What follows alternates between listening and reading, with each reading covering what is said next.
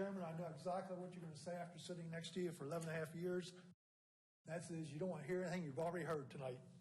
So I'm going to tell you something that you haven't heard tonight. Something different. Okay. I'm going to tell you something different. Some of you, Start with your name. Yeah, start with your I'll name. start with my name. I was trying to keep that off the record. No. My name's Michael Johnson. Okay. I live at 31434 Waters Way in Lewis, Delaware. Those of you who don't And know, I am a natural Mr. Johnson citizen. used to serve on our commission, served for 11 and a half years, very honorably and ably, and we've missed him terribly. And I feel sorry for you, Scott, because I had to sit right where you were for 11 and a half years. That having been said, what I am going to tell you that you haven't heard tonight, and you probably haven't heard at all, and that is I want to commend the commission on the professionalism that I see here tonight and I've seen with this application.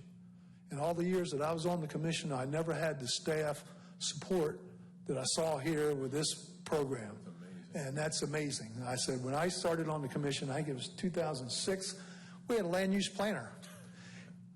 A year later, he retired. 10 and a half years later, I still didn't have a land use planner. So, Mr. Whitehouse, and the staff that you've accumulated, I commend you. That having been said, no,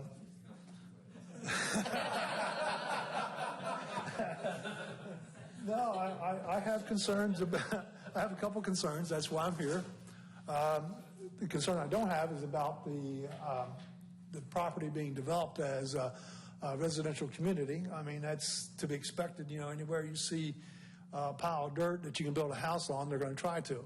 So when I bought my property a number of years ago, I knew that was likely to happen, that I was going to have more houses there, and I was okay with that. My concern is, and Mr. Robertson brought it up for me, was if the commission were to approve the Willow, is that what they call it? Willow? The affordable, what they're calling affordable housing. I think the county would be in for a discrimination lawsuit, because if you're saying that you're part of our project that we're offering here today, but you folks over here, you can't come over here. So think about the family that has a 10-year-old son, and the 10-year-old son has an 11-year-old or 12-year-old buddy, you know, in the rich section, and he wants to go to the pool. And the mom and dad say, well, I'm sorry, son, you can't. We're too poor. We can't afford for you to live in that development, so you can't go use the pool. And you can't ride your bicycle on their 11, 12, 14 miles of trails and sidewalks. No, because we're in the Willows. So that's my one concern about that. And Mr. Chairman, your memory is probably better than mine, but I remember when I was on the commission, there was a piece of property that was actually owned by the State Housing Authority. That was, I believe, it might have been on 23. That they decided it was property they didn't need. I think that's probably now part of Lewis Crossing, if someone was able to check that. So there was housing that was available that could have been used, that the state basically, you know, let go. Okay. My concern about the commercial part on Route 9 is I don't know what about the big elephant across the road. What's going on Route 9 in Nassau Vineyards? I know now we got a nice grocery store, which I like. They got some new businesses that are coming along. Going to have a credit union there. Going to have a restaurant, I believe, and physical therapy, all of which I could use. Maybe not the restaurant, but the rest of it I could use. Anyhow, what else is going to be there? I mean, in the years I was on the commission, they kept coming back to us with changes. You know, with this, you know, this section we're going to do this section we're going to do that. There was going to be a hotel. There was going to be an outdoor amphitheater. There was going to be all kinds of things. I don't know if they're still going to be there or if they're just going to start continuing to stuff more houses and more apartments in there. The other reason why I'm concerned about Route 9 and the commercial is that as you ride down Route 9, which I travel 5 days a week going to work, now that my office is in Georgetown and I live in Lewis, that's my fault. But all I see are little spots of commercial commercial. You got a little bit here and at 5 Points, we're been doing a good job of pushing out the historically black community out of there and turning it into a warehouse for HVAC, hardware store, drywall, all kinds of things other than housing. So there really is a need for workforce housing is what you call it. But what I'm hearing is affordable housing.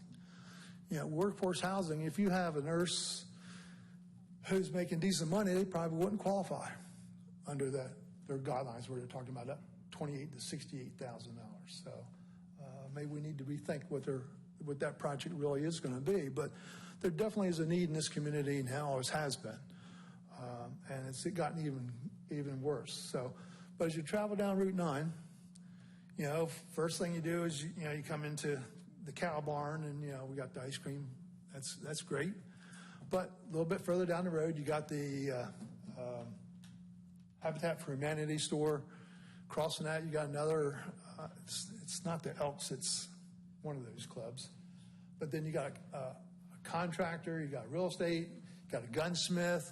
So you got a nice little commercial section there. Then you ride along, you got a little more agriculture for a while. Then you get to Cool Springs, got a nice little Dollar General store and a beautiful medical complex that I hope gets fully staffed and fully utilized.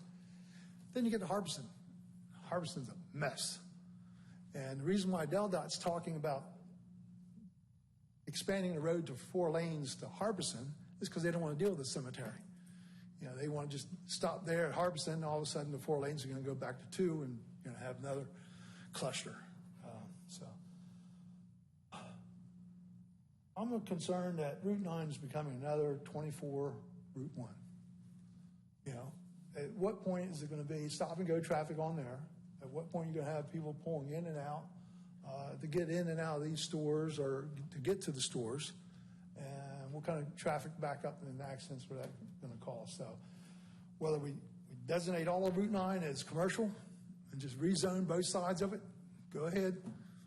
Or, let's use some sense about regional planning. Regional planning is something we talked about back in 2006. Here it is, 2024. Okay. And we're still talking about it.